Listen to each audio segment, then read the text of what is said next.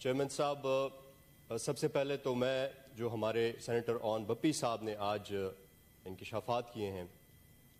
As senior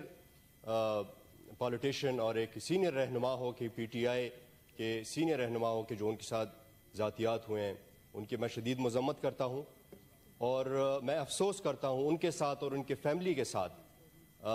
جو یہ ساری چیزیں ہوئی ہیں۔ اور صرف یہ نہیں، جتنے بھی ہمارے پی ٹی آئی کے اگر مرکزی رہنما، صوبائی رہنما اور ہمارے ورکرز جن کے ساتھ جتنی بھی ذاتیات ہوئے ان کی میں شدید مذمت کرتا ہوں۔ اور اس کے ساتھ ساتھ جناب چیئرمین، میں صرف اپنے پارٹی کے لوگوں کے ساتھ نہیں بلکہ جتنے بھی باقی پارٹیز ہیں، اگر ان کے ساتھ پی ٹی آئی کے ٹائم پہ ذاتیات ہوئی ہوں یا اور کسی ٹائم پہ ذاتیات ہوئی تو اس کی بھی مذمت کرتا ہوں۔ جناب چیئرمین، ہم اس ایوان میں آتے ہیں تو ہم ایک عام پاکستانی ہو کر، منتخب ہو کر خاص بن جاتے ہیں اور اس ایوان میں آتے ہیں اور ہمارے اوپر یہ ایک بوجھ بن جاتی ہے کہ ہم نے ادھر صحیح بات کرنی ہے اور ہم نے حق کی بات کرنی ہے۔ اور اگر مجھے یہ ڈر لگے کہ ایوان میں کھڑے ہو کے بھی ایوان مجھے پروٹیکٹ نہیں کر سکتا اور میرے ساتھی اور میرے کولیگز اور میرے چیئرمین مجھے پروٹیکٹ نہیں کر سکتے ہیں اور اسٹیٹ مجھے پروٹیکٹ نہیں کر سکتا، تو میں کیسے اپنی دل کی بات کہوں گا اور میں کیسے حق کے لیے بات کروں گا؟ تو جناب چیئرمین، مجھے لگتا ہے یہ اس ایوان کے لیے سب سے ضروری بات ہے۔ اور میں ہمارے جتنے بھی ادھر ساتھی بیٹھے ہیں تو میں یہ کہنا چاہوں گا کہ یہ ہمارے لیے، جس طرح میں سینیٹر مشاہد حسین صاحب کی تعریف کروں گا اس بات پہ کہ وہ ہمیشہ ایک بہت اچھی بات کرتے ہیں اور ایک بہت بیلنسڈ رویہ ہے ان کا ہر پارٹی کی طرف، تو مجھے لگتا ہے کہ ہمیں اسی طریقے سے ایوان چلانا چاہیے اور مل کے چلانا چاہیے۔ اور ہمیں اپنے ہر ساتھی کے لیے، جن کے اگر وہ ہماری پارٹی کا ہو یا غیر پارٹی کا ہو، ہمیں ان کے لیے آواز اٹھانی چاہیے۔ یہی ٹائم ہے، جس طرح مشاہد صاحب نے کہا، دس از اے ٹائم آف ہیلنگ۔ اس کے ساتھ ساتھ چیئرمین صاحب، آج بات ہو رہی ہے 2024 الیکشنز کے اوپر۔ میں زیادہ بات نہیں کروں گا، چند دو تین چیزیں ہیں۔ سب کو پتہ ہے پنجاب میں جو ہوا، باقی صوبوں میں، سندھ میں، بلوچستان میں، لیکن کیونکہ میں خیبر پختونخوا سے ہوں تو جلدی سے میں ایک مثال دوں گا ہمارے پشاور ڈسٹرکٹ۔ جناب چیئرمین، ہمارے پشاور ڈسٹرکٹ میں این اے کی سیٹس ہم ساری جیت گئے ہیں، پی ٹی آئی جیت گئی اور ایک سیٹ پی ٹی آئی ہار گئی ہے، اور 50% جو ہماری پروونشل سیٹس ہیں پشاور کی وہ پی ٹی آئی ہار گئی ہے۔ اور جناب چیئرمین، عجیب بات یہ ہے کہ ہمارا این اے کا جو کینڈیڈیٹ ہے وہ ایک ہی پولنگ سٹیشن پہ ڈبل مارجن سے جیتا ہے، اور جو ہمارا پروونشل کینڈیڈیٹ ہے وہ ادھر چند ووٹ لیتا ہے۔ اور اس بات کو ویریفائی کرنے کے لیے جو ہے تو ہمارے پاس جو فارم 45 ایکچولی اس رات کو ایشو ہوئے ہیں ریٹرننگ آفیسرز کی طرف سے، وہ بھی اویلیبل ہے۔ اور میں ایسے کینڈیڈیٹس جو کہ ہار گئے ان کے ادھر نام بھی لے لیتا ہوں، جن میں سے تیمور جگڑا صاحب ہیں جو کہ فارمر منسٹر رہ چکے ہیں، کامران بنگش صاحب ہیں، ڈپٹی اسپیکر ہمارے فارمر ڈپٹی اسپیکر جو ہیں ہمارے کے پی اسمبلی کے محمود جان خان، وہ بھی اس میں شامل ہیں۔ ایسے کئی کینڈیڈیٹس ہیں، یہ تو وہ نام ہے جو کہ نامی گرام ہے، سب کو پتہ ہے۔ تو جناب چیئرمین، ان لوگوں کے ساتھ جو زیادتیات ہوئے ہیں اور ابھی بھی وہ ٹریبیونل میں ہے، الیکشن ٹریبیونل میں ہے، الیکشن کمیشن نے انہوں نے جو اپنے کیس ڈالے تھے ان کو ابھی بھی الیکشن ٹریبیونل میں ڈال دیا ہے، پتہ نہیں ان کے فیصلے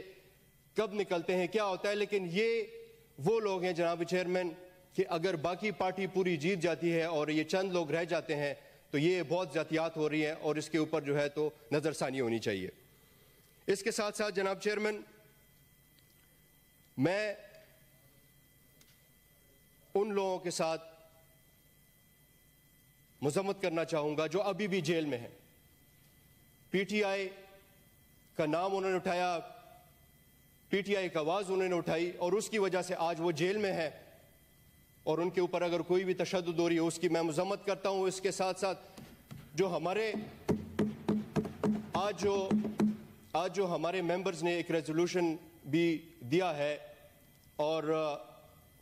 جو اعجاز چودھری صاحب کے حوالے سے جو پروڈکشن آرڈر جاری کرنے کے لیے جو ریزولوشن دیا ہے، اس پہ میں نے بھی دستخط کیے ہیں اور ہم چاہتے ہیں کہ آپ اس پہ نظر ثانی کریں اور اعجاز چودھری صاحب کو اس سیشن میں لایا جائے۔ آخری بات جناب چیئرمین، آخری بات کر لیں کہ ٹائم بہت شارٹ ہے۔ جی جناب چیئرمین، آخری بات یہ ہے کہ دیکھیں الیکشن کا عمل جو اس 2024 میں ہوا ہے، اور ہم بار بار یہی کہتے ہیں کہ معیشت کے حالات جو ہیں وہ بہت برے ہیں، ہمارے اوپر بین الاقوامی قرضے ہیں، IMF کے، اور گردشی قرضے ہیں، انفلیشن، کافی ساری چیزیں ہیں، مسائل بہت زیادہ ہیں، بلکہ زیادہ تر پارٹیاں تو یہی کہہ رہی ہیں کہ ہم نے اسی لیے حکومت نہیں لینی کیونکہ مسائل بہت زیادہ ہیں۔ تو جناب چیئرمین دیکھیں، جب الیکشن ہو جاتا ہے اور کوئی بھی پارٹی منتخب ہو کے آتی ہے تو عوام اس پارٹی میں اپنا کانفیڈنس سکھاتی ہے، اس پارٹی کے اوپر اعتماد کرتی ہے۔ عمران خان اگر آج جیل میں ہے اور لوگوں نے عمران خان کو ووٹ دیا تو عمران خان کو ہیرو، عمران خان لیڈر تو ہے لیکن ہیرو جو ہے وہ آپ نے جیل میں ڈال کے اور قیدی نمبر 804 بنایا۔ اور اگر آج عوام نے عمران خان کو ووٹ دیا ہے تو دیکھیں یہ ووٹ وہ ہے جو کہ